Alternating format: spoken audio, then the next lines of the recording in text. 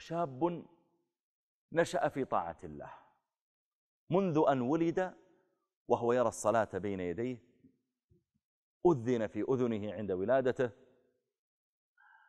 أمر بالصلاة ل7 سنوات، اشترك في حلقة لتحفيظ القرآن أو جيء بمعلم يعلمه، حرص أبوه وأمه على أن يعلماه الصلاة، من ربك، ما دينك، من نبيك، يعلماه العقيدة، على أن يؤدباه الأدب الشرعي.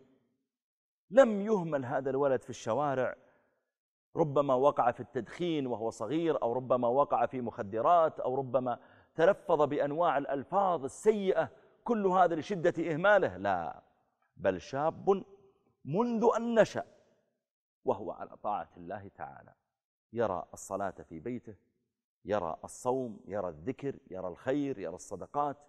ولذلك قال عليه الصلاة والسلام: اجعلوا من صلاتكم في بيوتكم ولا تتخذوها قبورا.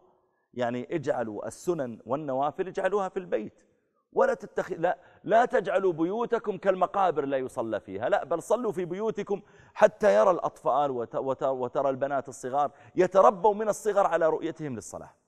ولذلك قال: شاب نشأ في طاعة الله، نشأ على حب المساجد، على حب الخير، على حفظ القرآن، على احترام والديه، على برهما، لم يختلط بصحبة سيئة تفسد عليه عقله أو تفسد عليه دينه أو تفسد أخلاقه، كلا.